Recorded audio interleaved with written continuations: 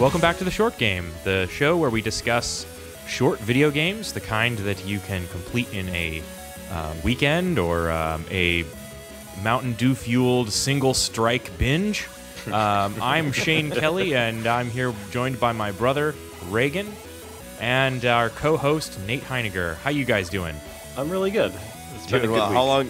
How long have you been planning that one? Oh, that's right off the dome, my brother. Right off the dome.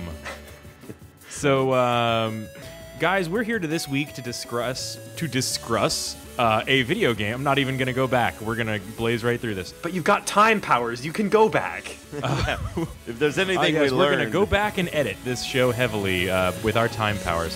I'm here to discuss Super Time Force Ultra, a side-scrolling action shooter that is available now for Xbox and for the PlayStation 4 and for your personal computer.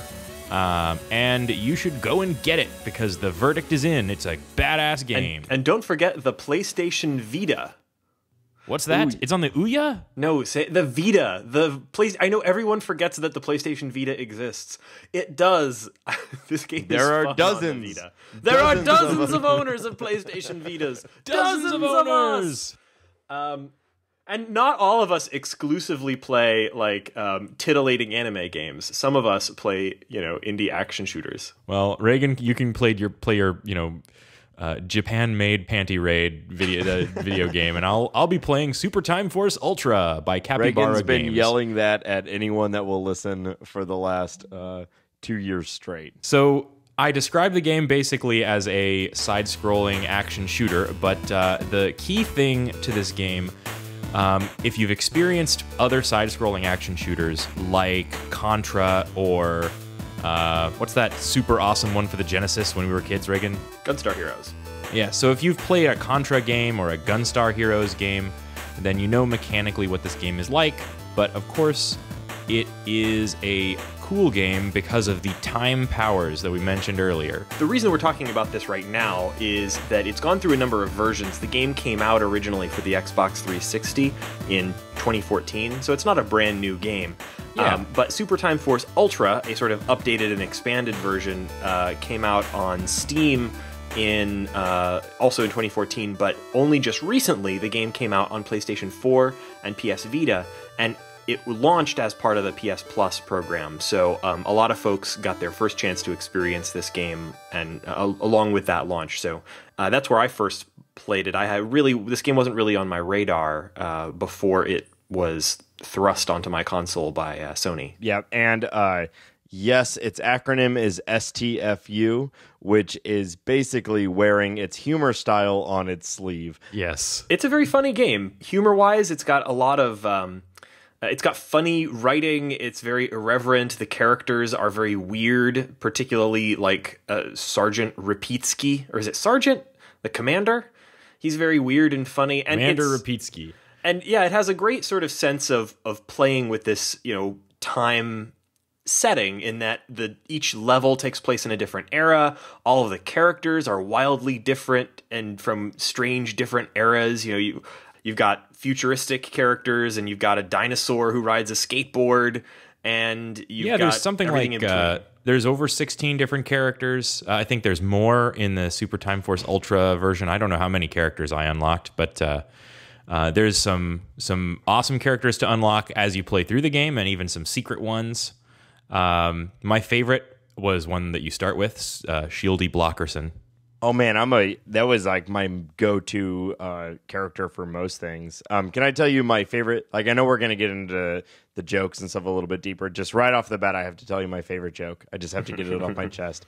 There is a character who has, in the present time, he has a single eye patch, and then his future self comes back and talks to him, and he just has two eye patches. And I don't know why that is so funny to me, but they like crisscross across his head to where he has two perfect eye patches. And it was perfect. It's really well. Oh yeah, so that's our hero, Commander Rapitsky, who is the inventor of time travel. And the story of the game is that the instant he invents time travel, his future self comes back from the future saying, "We've got to save time. Time is being destroyed," and hence They get onto their spaceship together, and action begins. And round up the A-team of Super Time Force. And that's sort of the progression of the game is you're visiting various points in time, partly to defeat enemies, but also to recruit these new characters to the Super Time Force. And as you recruit them, as you get these new characters, each character has a kind of a gimmick or a power, kind of a Lost Vikings kind of thing, where, you know, some of them, like the blocky McBlockerson, he can block things with his shield. There's a sniper who can shoot through walls. There's a person with a sort of a spread gun type thing. But there's a lot of more weird ones. Yeah, I was going to go back to Reagan's favorite game of all time, Freedom Planet, and say that, you know, we had a long discussion about the idea of a character platformer. In that episode, kind of a thing that happened in the 90s that doesn't happen too much anymore, where you have many different options of playing through a single level dependent upon which character you decide, and each character has its own skill set. And kind of the trick to this game is that at any moment, you can decide whichever character you want to be.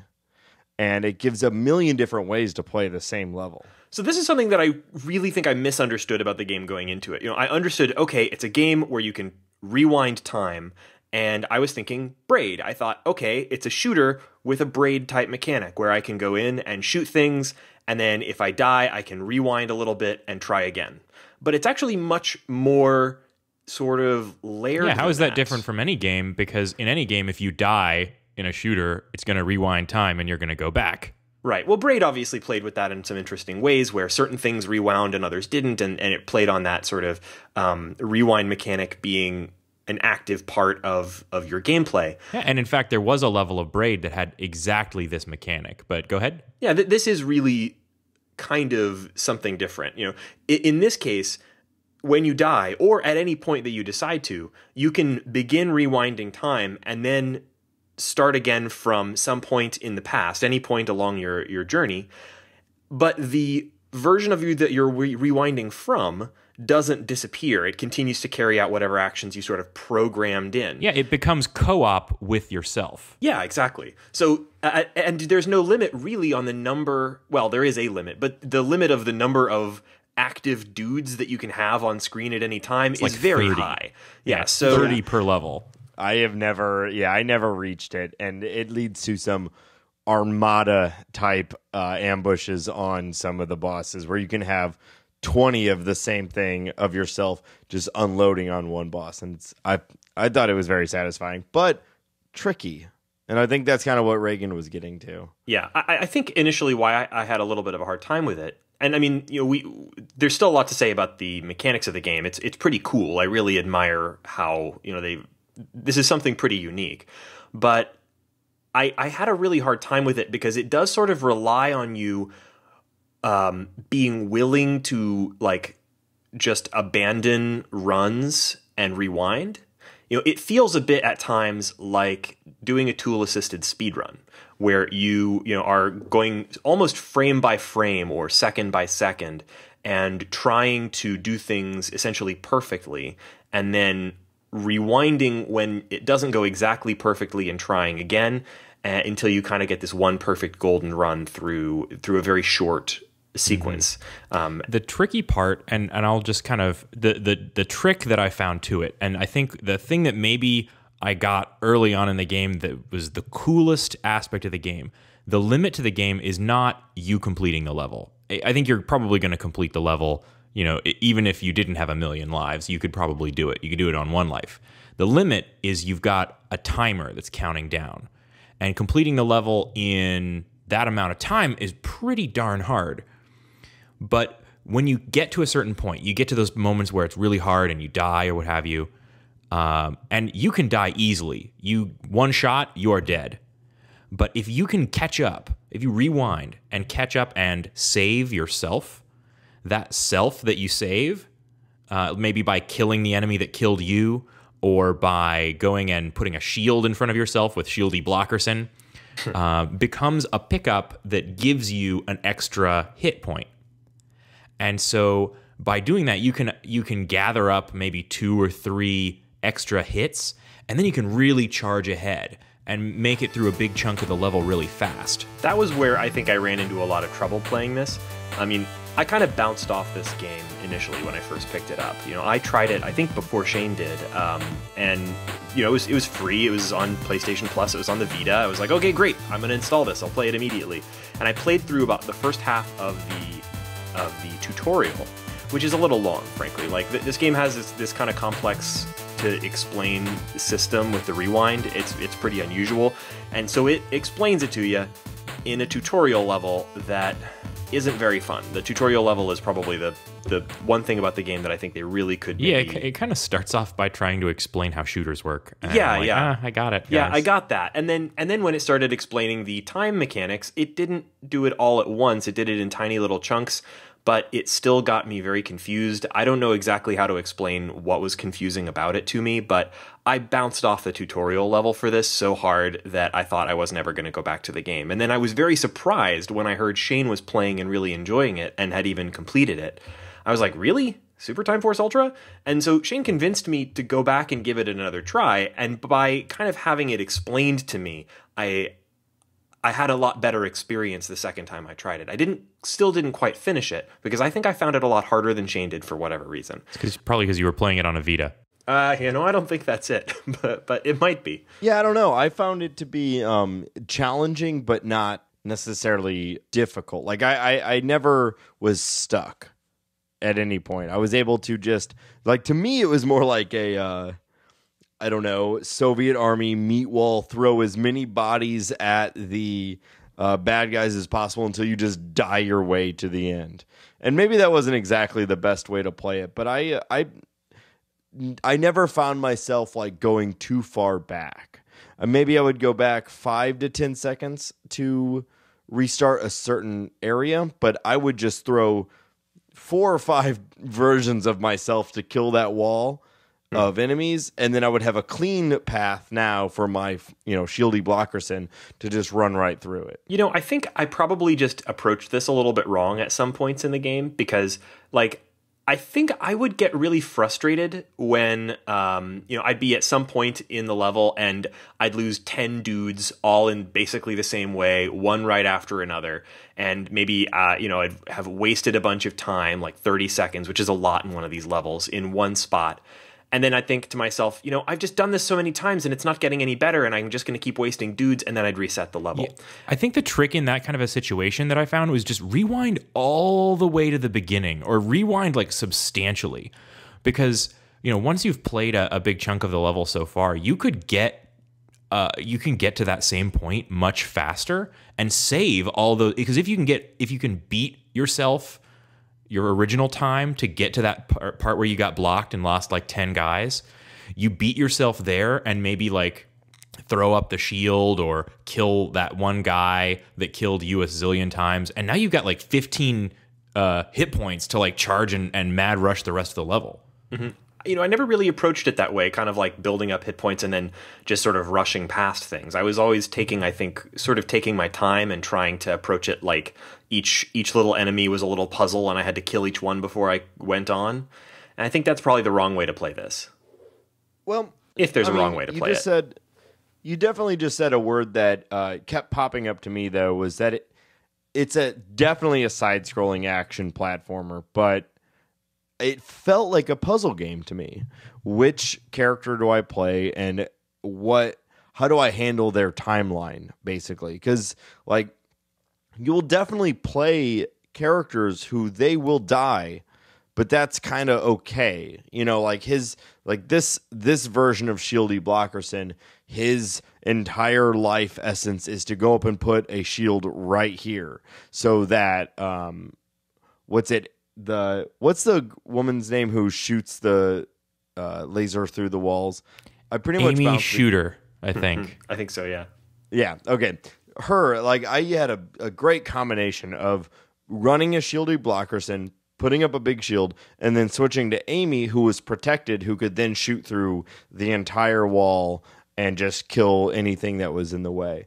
And it's that, like, tandem where you kind of plan the little events, and it doesn't even matter if you don't execute it perfectly every time, as long as 2 of your 13 attempts do it the way you want it to, you'll get through it. And I find that really satisfying. I never really had to restart a level. I definitely had to go back in time sometimes, because maybe I went about it wrong. But once I figured out, okay, drop a shieldy blockerson right here, and then create 4 of the guy who his super attack is like a wall of bullets, another guy that you start up with, I would just spam like 4 of those in one spot to just clear the whole area, and then I get through it. And I definitely found it very, very satisfying. And also, I appreciated the fact that most people don't play this game the same way. Definitely. You're dead on about the puzzly aspects of this, Nate, because the cool thing is those character combos, because you're playing alongside yourself. As you go, you unlock all these like crazy characters that have these really specific moves that just aren't as, at first they just don't seem as good. And my initial thought when I got like the Jedi guy was, oh, well, he can hit something like just barely right in front of him. Oh, well, he's not going to be useful at all. But, well, he can throw something that picks up items, right? He throws his sword and it can grab an item. And sometimes that's exactly what you need. I didn't realize he could do that. Wow, I missed that. Dang. Yeah, there's all kinds of little... There's even a character that you unlock that I absolutely avoided using at all costs because he was a living pile of poop. Oh yeah, and I like, just literally, literally, he's like an actual pile of poop. I can't remember his name, but he made like farting sounds. It was really unpleasant to use this character, and there was still that very occasional moment where it was exactly the right character to use for the situation. Again, that's the level of humor that we're working with. Yeah. The speaking of the humor, did you guys get to the level that was like the 90s internet level? Yes. Oh my god, that was very so cool. Funny. That level reminded me the fight. most of Gunstar Heroes, because there were levels in Gunstar Heroes that was like a casino level where you were moving from like static screen to static screen and like enemies would pile in, and that's pretty much what this was, except for instead of enemies, it was things like dancing baby gifs, Yeah.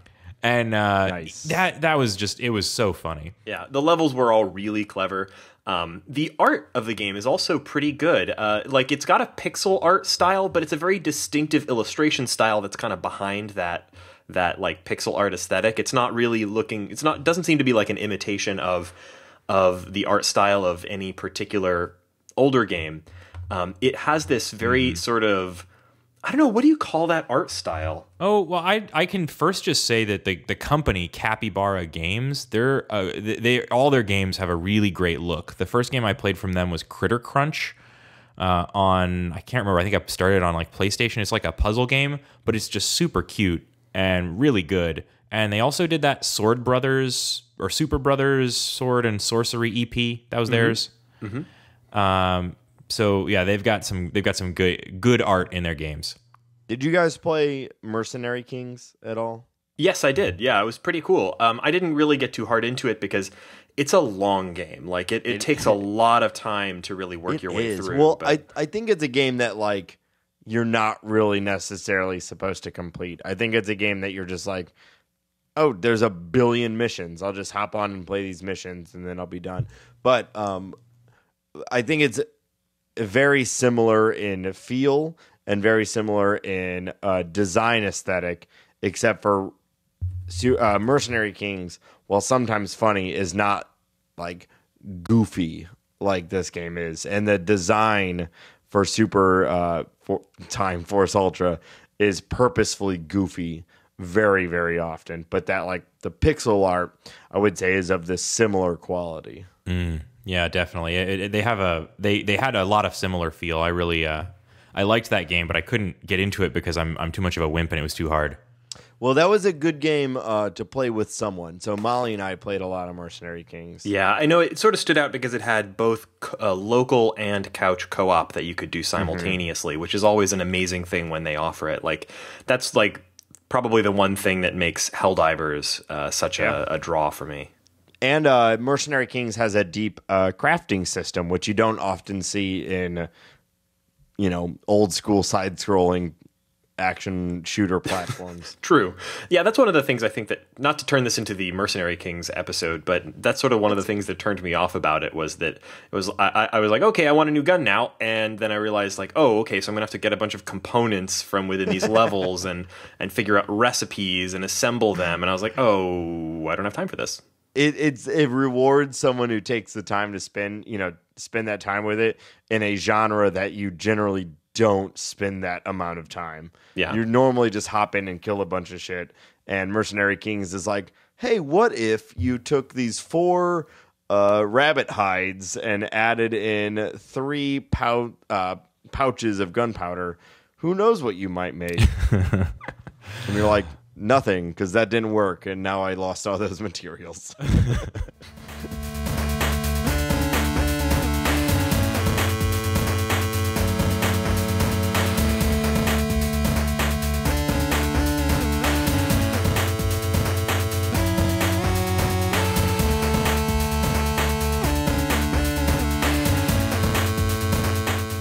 I know, Reagan, you did not finish this game. Nate, did you beat the game?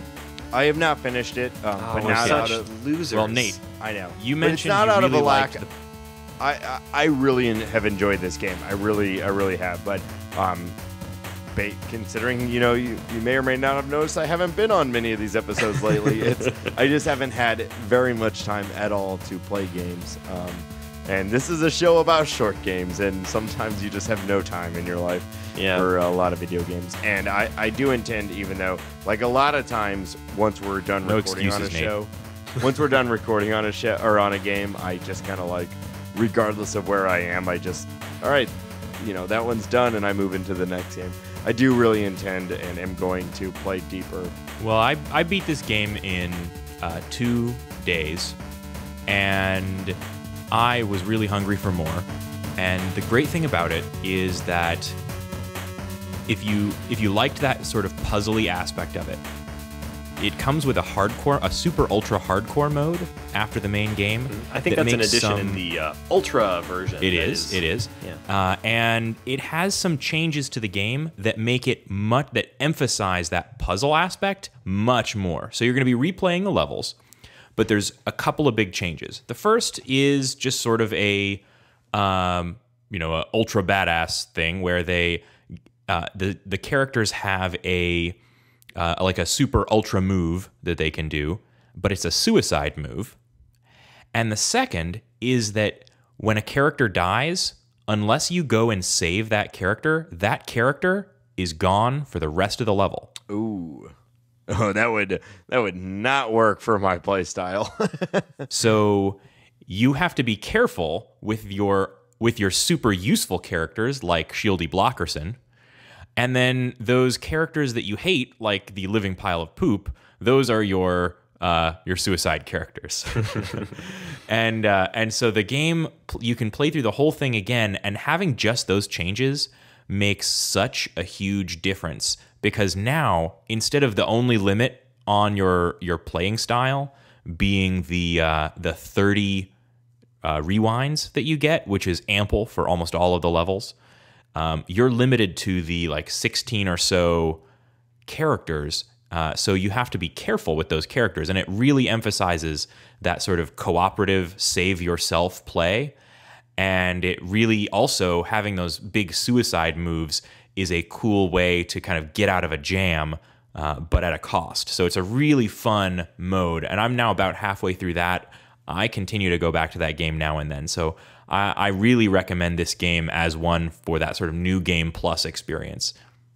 Awesome. If I ever get to that, I'll make sure to experience it. I do really intend to finish this game. I just didn't quite have time to finish it in time for this show. So yeah, charge ahead. The last level is great. It has some puzzly elements to it also. And the bosses at the end really emphasize the whole strategic working together. So there's bosses where unless you're using the shield to defend yourself while shooting, you just won't be able to damage the boss, things like that. So the game gets more and more strategic and more interesting as you go along. Yeah, I really enjoyed this game. I thought the humor was a little on the nose sometimes, but the gameplay, I laughed, but I wouldn't be like, it's not highbrow. It made me think about remember in Guacamelee, whenever they would be like, they would have some really, really funny, deep-seated like cultural reference to like Spanish history, and then they would follow it up by calling a move the flying derp derp. This game felt like an entire game of flying derp derps. and that's fine. Like it does a good job with it. But sometimes you're just like, okay, I get it. I also am on the internet. Yes. We're all very funny. We're all very snarky. Oh, we also didn't mention the music, which is almost throughout really peppy and fun. So even when you're getting annihilated just endlessly, the music is really like driving and peppy and fun, and it's a great soundtrack actually. Yeah, there's this one song that plays, like every time you beat a level, it would show your whole progress through the level over again. Oh, which is my favorite feature of the game, by the way. We didn't talk about that. When you beat the level, it plays the whole level back to you with all of your actions. But, what took you maybe 15 minutes to play through was actually only, say, like 3 minutes of in-game time. And so you see like little swarms of dudes jumping everywhere. It's like, and sometimes you'll see like a spot where you really had a lot of trouble, and it looks as if suddenly out of nowhere an explosion of little dudes pops out of the air and takes on the bad guy in sort of a swarm, and all of them get exploded except one who continues on past.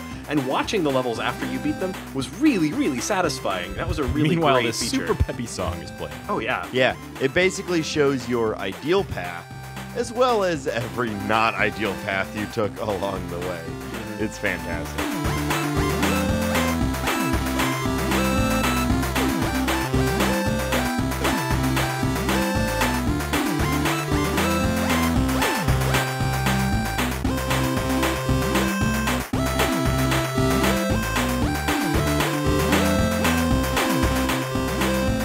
All right, so I think that about covers this game. Go out and play it, listeners. I highly recommend it. If you got a PlayStation and you're doing the PlayStation Plus thing, you already have it. You might have bounced off the inscrutable intro level like Reagan, or you might just not have tried it. Go ahead and dive in. I recommend it, and let me know what you think. And if you don't have a PlayStation, you can get the Ultra version on Steam, where it's not too expensive. Let me just double check the price. I'm going to guess $14.99. You are correct. $14.99, the official indie price point. Oh, nailed it. Wow, right on. Yeah, so if you pick this up on Steam, it's got a couple of Valve specific characters in there. If you pick it up on PlayStation, it's got Shuhei Yoshida, the chairman of Sony. He's the VP of I forget what it's the division of Sony that basically is in charge of entertainment software. I think it's Sony Entertainment something or other. But anyway, he's a prominent VP and very hands-on. It's got a couple other Sony guys in there. There's the character from Journey is unlockable as a character. This is a really good game for this show. It's a unique, like I cannot think of a single other shooter platformer that even begins to employ something like this. It definitely feels satisfying. It is a complete package. And it's pretty short. You can complete this game if you're like Shane. And Shane's not I don't want to diss Shane's skills, but Shane, you would agree you're not like an Uber gamer with like cybernetic implants or anything. Like you're a pretty typical. No, this is all meat. Yep, all meat all the way down. And Shane beat the game in a couple of days. I'm probably the oddity here for having bounced off of it so hard. Nate clearly was enjoying it and just hasn't been able to complete it because of his upcoming nuptials. Yeah, we play so many narrative-based games on this show. It was really nice to find a game that was perfect for the show that was an action game. Honestly, like it's games like this that I find myself having the most fun. I mean, don't get me wrong. I love a good slower narrative game. Gone Home is one of my favorite games that we've done ever. Just one of my favorite games. But part of me just wants to sit down, shoot a bunch of stuff, and move left to right and do a million different versions of myself. And this game is super satisfying because, I guess the satisfying thing about it is every other left to right shooter, once you're dead, and you have to pick up from a checkpoint. This is like, let me try that again. But also, my dead self gets to continue on and kill that thing that I was still working on. Or if I need to make 50 of myself to shoot down this door, I can do that too. I think it's a very satisfying game. It's really satisfying, and it totally changes the like where is the difficulty. You know, the difficulty is no longer in bullet hell, avoid all the bullets. It's now in a totally different, really novel system about time management and management of the number of bodies you can throw at a problem. It's pretty neat.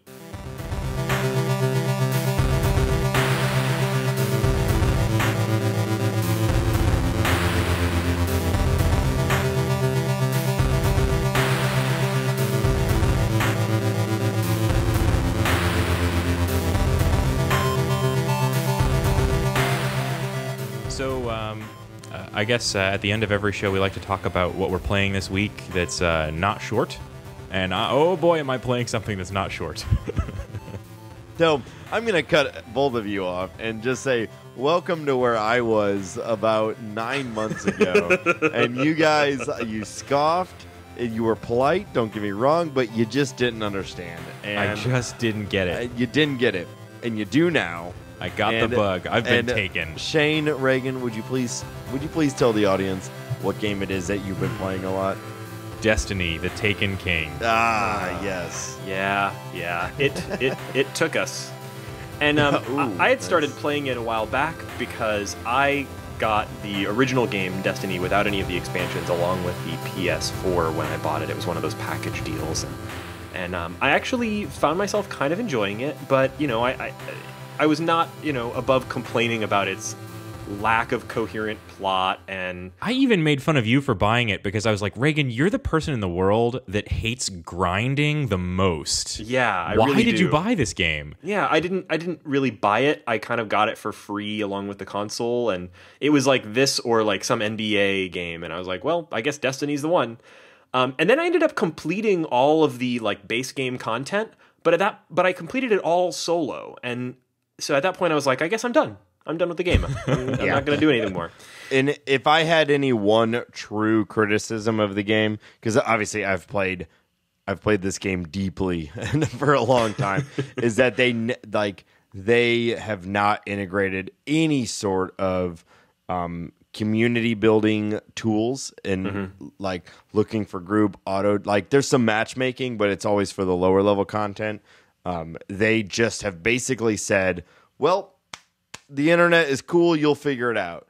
And I've utilized, there's a ton of, the internet is cool and we did figure it out, but for the casual player, there's like you were saying, Reagan, like the barrier for entry into the deeper content requires you to go online and find internet friends and tackle things, and just frankly not everyone is comfortable doing that. And I think God, I have internet friends. I would never have gotten this game if it weren't for you guys, my internet friends. I would never have bought it if Reagan had not told me that he wanted to get it.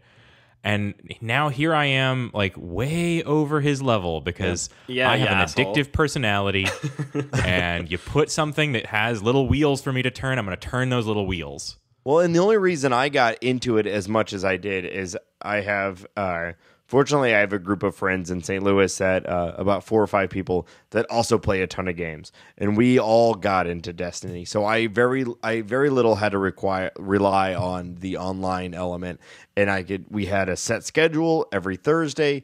We called it Raid Day. It was a ton of fun, and it is some of the most fun I've ever had playing video games. And that is where Destiny shines, is that if you have the group and if you're willing to like all together have fun and accept the challenge and whatever, it's a really, really fun game. Yeah, it's a great co-op thing. And I think the reason that I was hesitant when I first got the game to play any of the like multiplayer content, like I basically tried to approach it like a single player shooter, and it's not a very good single player shooter. I mean, it's fine, like the mechanics are all there, it's good, but there's not much to hold you to it, which is why I kind of quit it after level 20.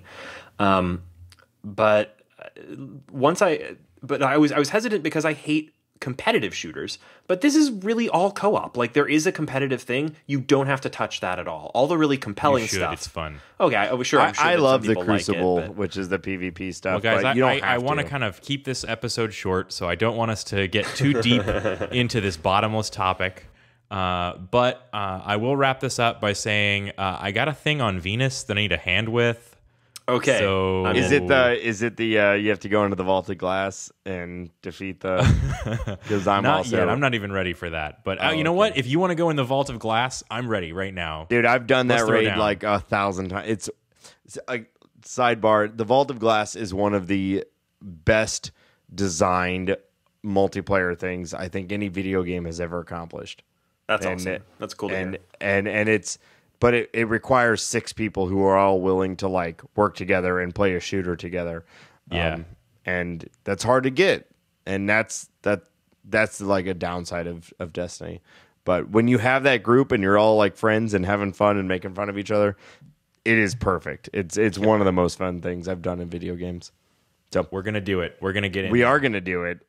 And if there's anyone online who plays, So other than Destiny, I haven't been playing anything. That's been eating up every spare moment.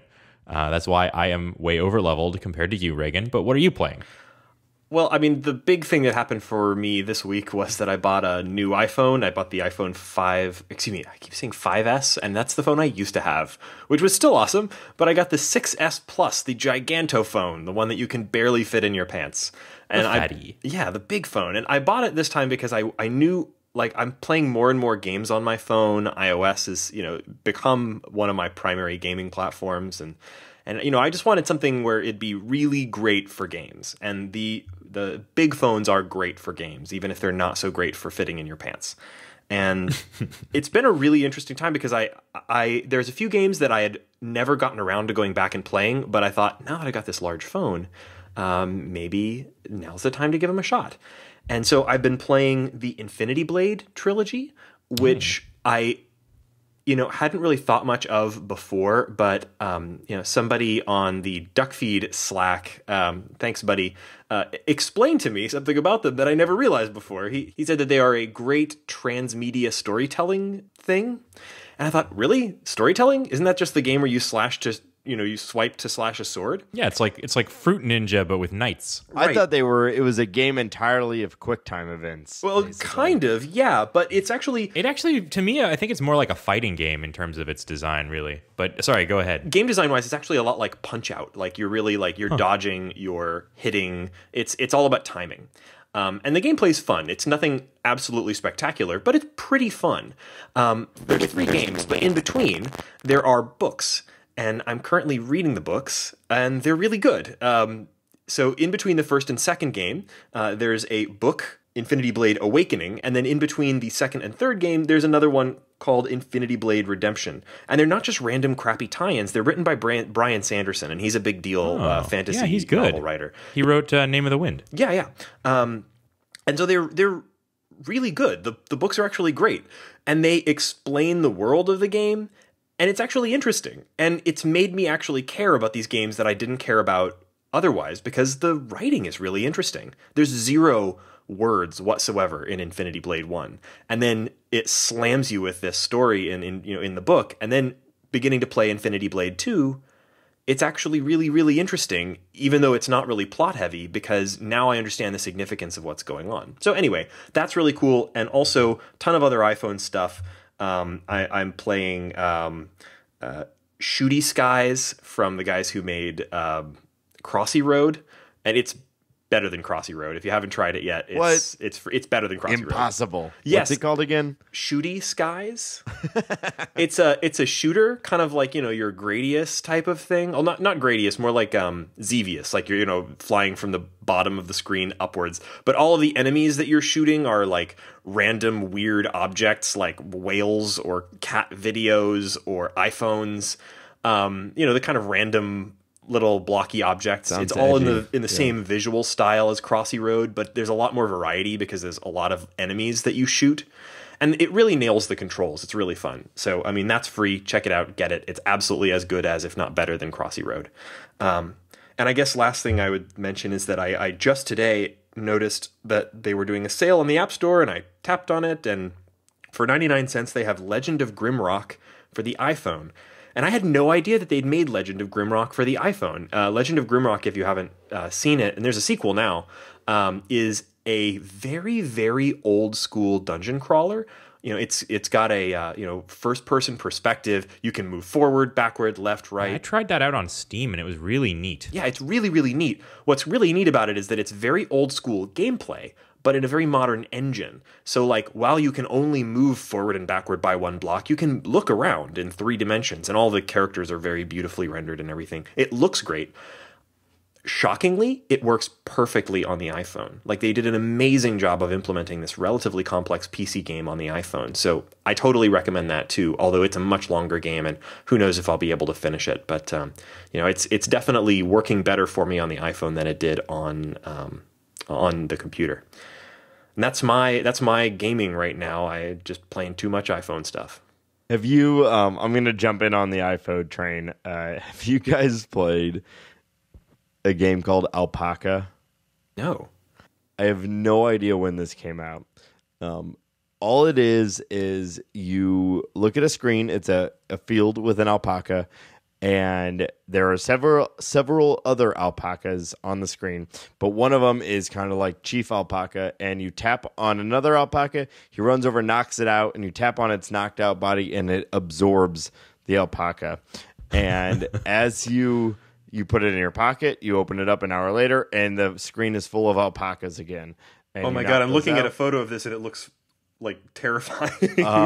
This is one of the weirdest games I've ever played. And that's it. You're just knocking out and absorbing alpaca. And as you absorb alpaca, you level up. And I'm looking at this now. So I see 2 versions of it: Alpaca Evolution and Alpaca Evolution Begins. Which is the version that you're playing? I think I'm playing Alpaca Evolution. I can't tell the difference. They seem to be the same. And I'm going to go ahead and read you to give you. This is a minor spoiler, but I want you to understand kind of like where this game goes, because as you absorb and I guess become more alpaca, your alpaca evolves. Okay.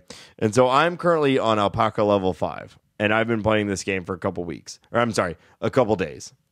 I'm just going to read it.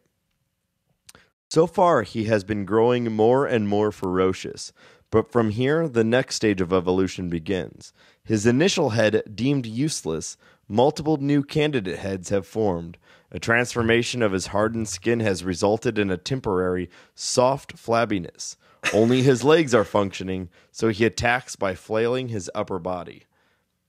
And what I'm looking at here on the screen is a mass of about 6 alpaca heads with gross legs, and when you attack other alpaca, it just like falls on him and then absorbs him. And that's the entire game. Strange game. They have a spin-off, it seems, called I Am Giraffe. That looks like it's basically the same idea, but the same game. A giraffe. And I don't know if this is like satire on just like the iPhone games. You play for 30 seconds, put it in your pocket, and play it again an hour later for 30 seconds. But that's all it is. You can watch silly videos to spawn more alpaca on your screen. But it's only free, and I am horrified and disgusted every time I open it. And I find that is successful. All right. And on that note... Gentlemen, it has been a pleasure. Yeah. I'm going to Venus. Keep that thing oiled, Guardian. So, guys, thank you for joining us for another episode of The Short Game. I am Shane Kelly, at 8-Bit Shane on Twitter. You can find me there and read my inane thoughts from moment to moment as I retweet whatever stupid thing makes me laugh. Reagan, where can people find you? I'm also on Twitter at RayganK. That's RayGank. And Nate, where can people find you? You can follow me on Twitter at NateSTL. And you can follow the show at _shortgame, because at shortgame was taken by some short golfer or something. The golf documentary about short children playing golf the bane of our existence. And you guys can join us here every week to whenever we get around to it. Thanks for joining us for yet another episode. See you next time.